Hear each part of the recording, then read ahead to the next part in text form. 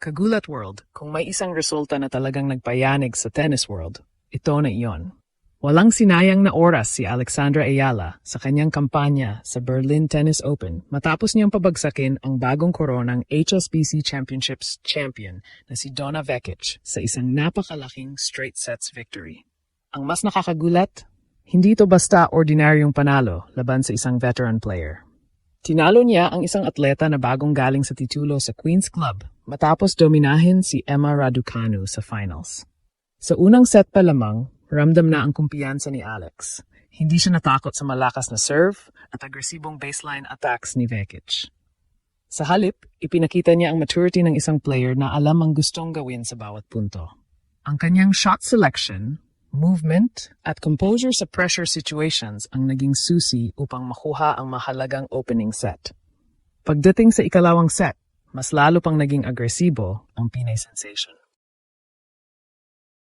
Bawat pagkakataon na magkamali si Vekic ay agad niyang pinaparusahan. Ang kanyang forehand winners, mabilis na pag-atake sa net at consistent returns ay unti-unting sumira sa momentum ng Croatian star.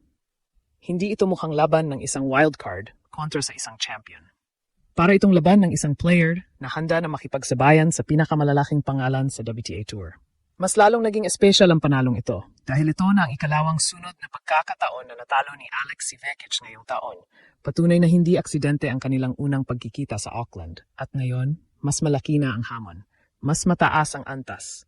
Mas mabigat ang susunod na laban. Ngunit pagkatapos ng ipinakitang performance ni Alex, isang tanong ang umiikot ngayon sa tennis world. Hanggang saan kaya ang kayang marating ng Pinay superstar na ito? Maraming tennis fans ang gumagamit ng salitang upset kapag nananalo ang lower-ranked player laban sa mas kilalang pangalan. Pero sa kaso ni Alex, parang hindi na sapat ang salitang iyon. Bakit? Dahil habang marami ang nakatingin kay Donna Vekic bilang paborito sa laban, may mga senyales na rin bago pa magsimula ang torneo na ibang klase na ang level ni Alex ngayong grass season. Mula sa kanyang magandang kampanya sa HSBC Champions hanggang sa pagkuha ng Birmingham Open title, malinaw na unti-unti nang nabubuo ang kanyang kumpiyansa sa surface na dati ay hindi itinuturing na kanyang pinakamalakas. Ang pinakakahanga-hanga sa laban ay hindi lamang ang resulta, kundi ang paraan ng kanyang pagkapanalo.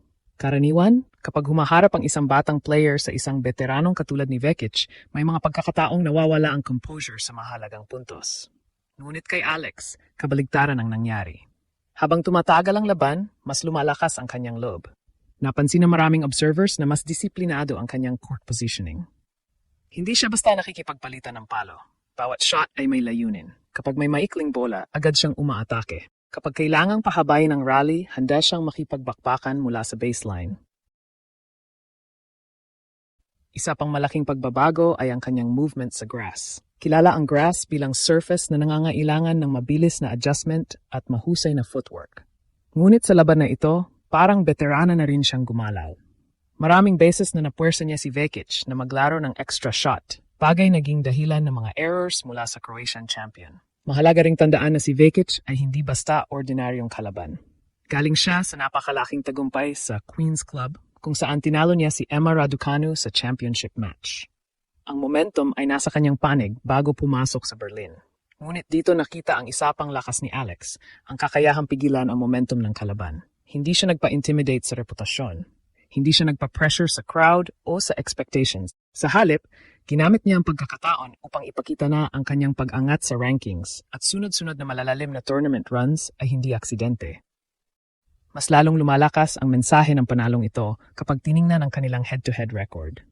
Noong Auckland, nakabalik si Alex mula sa isang set down upang talunin si Vekic sa 3 set. Ngayon naman, diretso na niyang tinapos ang trabaho sa straight sets. Ibig sabihin, hindi lamang siya nananalo. Nag-i-improve pa siya laban sa parehong kalaban. At habang papalapit ang Wimbledon, isang bagay ang malinaw.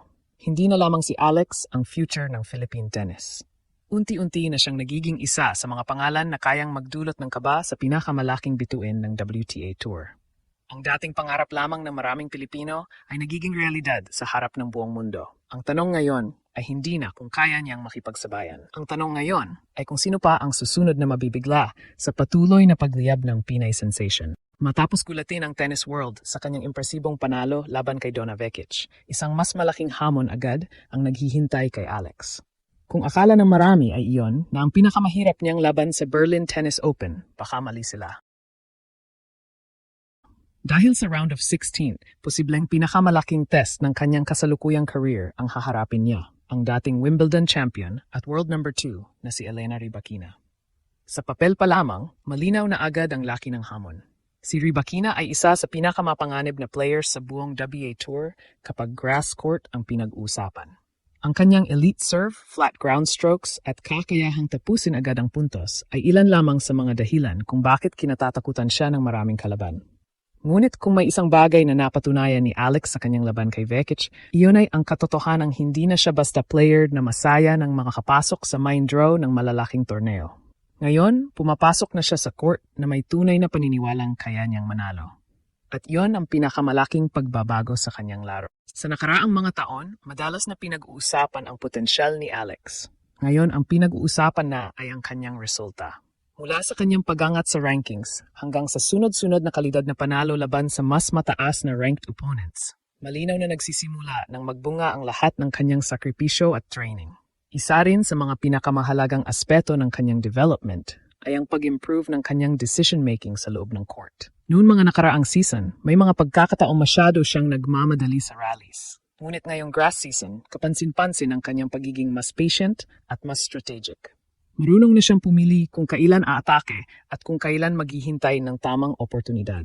Ito mismo ang naging sandata niya laban kay Vekic.